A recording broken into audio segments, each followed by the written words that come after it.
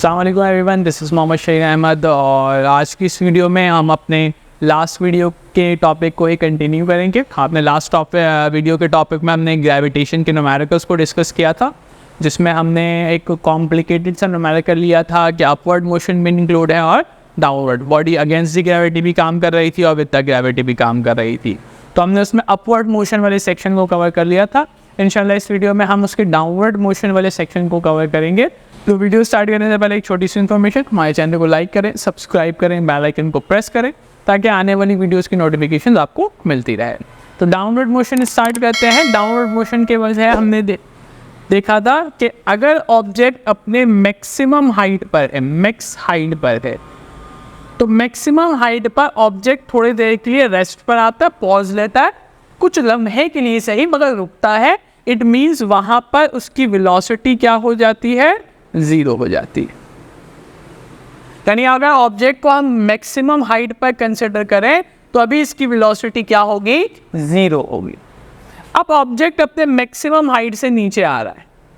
अब इसमें दो चीज़ें निकालनी है हमें। पहली चीज़ क्या है कि नीचे आने में कितना वक्त लेगा, दैट इज t2, और नीचे आते वक्त इस ज़मीन से टकराने से बिल्कुल थोड़ा सा पहले इसकी फाइनल वेलोसिटी क्या होगी। क्यों ऐसा क्यों कह रहे हैं, क्योंकि अगर वो टकरा गया ज़मीन से तो रुक जाएगा, तो वेलोसिटी तो ज़ीरो हो जाएगी। तो टकराने से पहले तक हमें पता चल जाए कि किस वेलोसिटी से वो आकर टकरा रहा है ज़मीन से।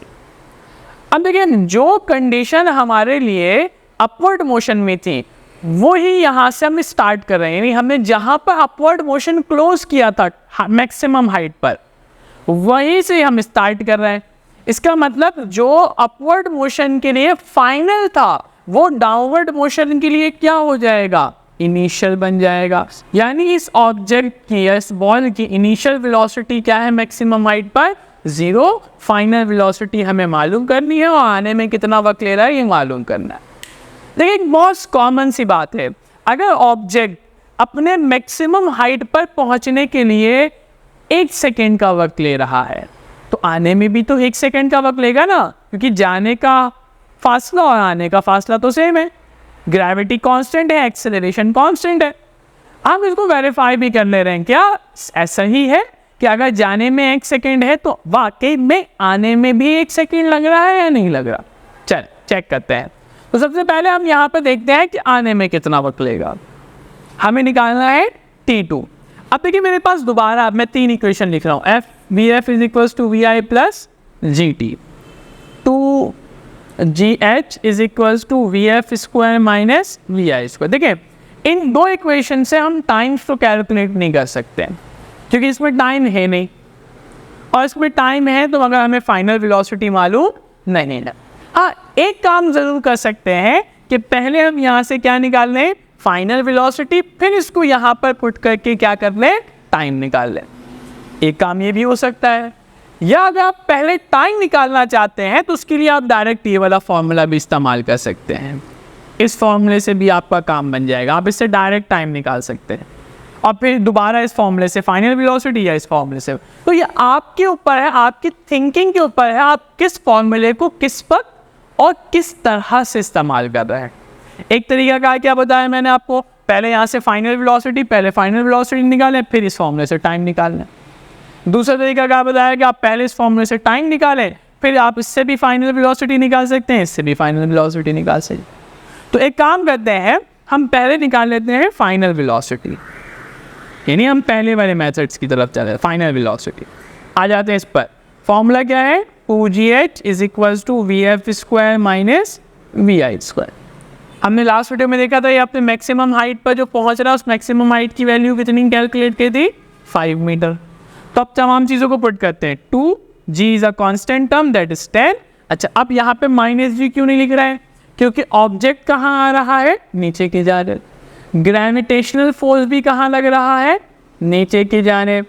तो इसकी वजह से जो एक्सेलरेशन बनेगा वो भी नीचे बनेगा, दोनों एक ही डायरेक्शन में, पॉजिटिव एक्सेलरेशन। या आप ये कह लें कि जो आपका ऑब्जेक्ट है वो विद द ग्रेविटी काम कर रहा है, तो विद द ग्रेविटी जी की वैल्यू क्या हो गई, पॉजिटिव हो गई। एच कितना है, 5 मीटर। फाइनल वेलोसिटी हमें मालूम करनी है और मैक्सिमम हाइट पे ऑब्जेक्ट रुका हुआ था, इसका मतलब इनिशियल वेलोसिटी क्या हो गई, 0 हो गई। अच्छा अब देखिए मल्टीप्लाई करें क्या हो जाएगा 20, और अगर हम इसको करें तो ये हो जाएगा बेसिकली हमारे पास 100, 2 5 10 और 100। यहाँ पे क्या हो गया हमारे पास VF स्क्वायर। अब हम जानते हैं कि ये तो VF है, स्क्वायर है, स्क्वायर हटाएंगे तो सामने वाले पे क्या लगेगा √100 लग जाएगा, और हमारे पास फाइनल वेलोसिटी क्या आ जाएगी, दैट इज 10 मीटर पर सेकेंड। तो ऑब्जेक्ट जब आएगा टकराने से पहले पहले उसकी फाइनल वेलोसिटी कितनी होगी, 10 मीटर पर सेकेंड होगी। अब दूसरा क्या है कि हमें आने में कितना टाइम लेगा, तो मैंने आपको समझाया कि भाई ऑब्जेक्ट क्योंकि सारी चीज़ें कांस्टेंट है तो जाने में जितना वक्त ले रहा है तो आने में भी उतना टाइम लगेगा। जाने में 1 सेकेंड लग रहा था तो आने में भी 1 सेकेंड लगना चाहिए। चेक कर लेते हैं, मैथमेटिकली प्रूफ कर लेते हैं। तो हमने टाइम निकालना है, तो फाइनल वेलोसिटी कितनी है 10। फॉर्मूला इस्तेमाल करें आप यहाँ पे फर्स्ट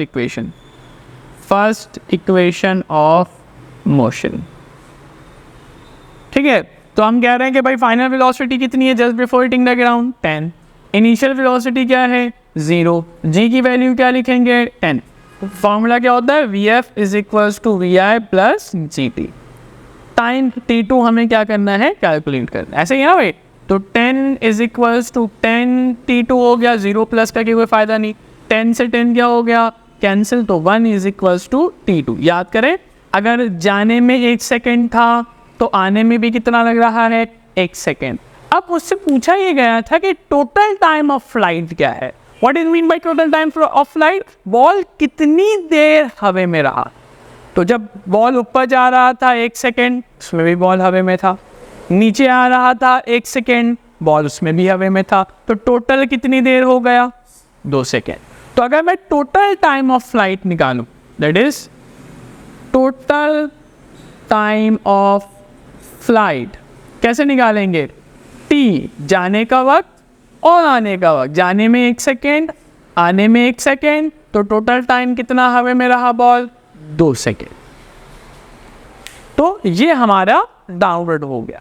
मैं आपको बताया था ना कि फिजिक्स 2 चीज़ों पर डिपेंड करता है, यूनिफिकेशन और रिडक्शनिज्म। तो ये बंजाहिर जब हमने इस न्यूमेरिकल को स्टार्ट किया था तो एक बहुत मुश्किल और कॉम्प्लिकेटेड सा न्यूमेरिकल लग रहा था, बट अगर हम इसको तोड़कर 2 हिस्सों में हमने इसको रिड्यूस किया, अपवर्ड एंड डाउनवर्ड, तो बड़ी आसानी से तमाम चीज़ें हमने क्या कर ली कैलकुलेट कर ली। तो उम्मीद है आपको ये वीडियो समझ आई होगी। तो हमारे चैनल को लाइक करें, सब्सक्राइब करें, बेल आइकन को प्रेस करें ताकि आने वाली वीडियोस की नोटिफिकेशंस आपको मिलती रहे। शुक्रिया।